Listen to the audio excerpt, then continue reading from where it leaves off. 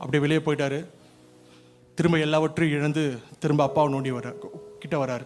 அப்படி ஒரு வேளை டிஸ்ஒபீடியண்டா, அன்ரூலியா, சொல்கிற பேச்சை கேட்காம அப்பாவுடைய சமூகத்தை விட்டு போகிற பையனுக்கு அந்த காலத்தில் என்ன தண்டனைனா இந்த கசாசா பழக்க வழக்கத்தை பண்ணுவாங்க. இந்த கசாசா பழக்க வழக்கன்றது ரொம்ப சிம்பிள். என்னன்னா, இப்போ திரும்பி அந்த பையன் வரான்னு வச்சுக்கோங்களேன், ஊருக்குள்ளே வரான், நம்மளாம் ஒரு ஊருன்னு நினச்சிக்கோங்க. இப்போ திரும்பி அந்த பையன் சபைக்குள்ளே வரான்னு வச்சுக்கோங்களேன்.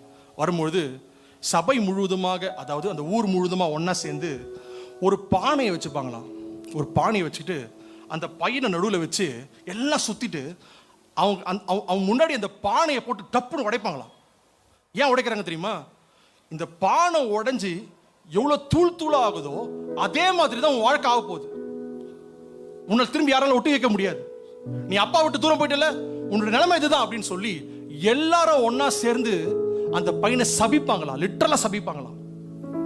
இப்போ கெட்டகுமாரன் கதையில ஒரு ட்விஸ்ட் ஒன்று ஆண்டவர் வைக்கிறார். என்ன வைக்கிறார் தெரியுமா? பையன் வருகிறத ஆண்டவர் பார்த்துட்டார், தூரத்தில் அப்பா பார்த்துட்டார், தூரத்துல பார்த்துட்டார். இப்போ இந்த செய்தி எல்லாம் ஊருக்கு போகுது. இது வரைக்கும் உன் சொத்தெல்லாம் வித்த உன் பையன் திரும்பி வரான் அப்படின்றதான செய்தி வந்து ஊருக்குள்ள போகுது. ஜனங்கள்லாம் ப்ரிப்பேர் ஆகுறாங்க கசாசா பழக்க வழக்கத்தை நிறைவேற்றுவதற்காக. அந்த இடத்துல தகப்பன் என்ன பண்றாரு தெரியுமா? அந்த பழக்க வழக்கத்தை நிறைவேற்றுவதற்கு முன்பதாகவே ஓடுறாரு. பிள்ளையால நடக்க முடியல, பிள்ளையால ஒண்ணுமே செய்ய முடியல, கண்ணீரோட கதரோட எனக்கு ஏதாவது ஒரு உணவு கிடைக்குமான்னு சொல்லி வேதனையோட தேவனுடைய சமூகத்துல வரான், அப்பாவோட சமூகத்துல வரான். அப்பா என்ன பண்ணாரு தெரியுமா? அந்த பழக்க வழக்கத்தை நிரம்பி யாரோ என் பிள்ளைய சபிக்க கூடாது என்பதற்காக முன்னாடி ஓடி போய் பையனை கட்டி பிடிக்கிறார். அல்லேலூயா. இதுதாங்க நம்முடைய தேவன், இதுதான் நம்முடைய தேவன்.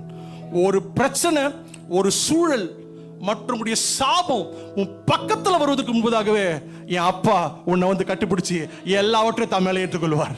எத்தனை பேர் விசுவாசிக்கிறேன்? கரைகளை மகிமைப்படுத்தலாமா? நான் நினைக்கிறேன் அதனாலதான் இனி வரைக்கும் நம்ம உயிரோட இருக்கிறோம். ஒரு தீங்கும் வராம, ஒரு பிரச்சனையும் வராம, ஒரு வியாதியும் வராம, ஒரு சோர்வுகளை வராம, மரணம் வராம இன்னைக்கு வரைக்கும் நம்ம உயிரோட சந்தோஷமா தேவனுடைய சமூகத்தில் இருக்கிறோம்னா அதுக்கு ஒரே ஒரு காரியம் என்ன தெரியுமா? இதெல்லாம் உனக்கு வாழ்க்கையில வருவதற்கு முன்பதாகவே என் அப்பா உன் பக்கத்துல வந்து உனக்கு மார்போடு கட்டி அணைத்து, இது எதுவும் என் பிள்ளைய நெருங்க போறதே இல்லை, இது எதுவும் என் பிள்ளையோட வாழ்க்கையில பழிக்க போறதே இல்லை, இது எதுவும் என் பிள்ளையோட வாழ்க்கையில என்னையுமே செய்ய முடியாதுன்னு சொல்லி ஆண்டவர் வந்து உன்னை மார்போடு அணைக்கிற ஒரு தேவன்.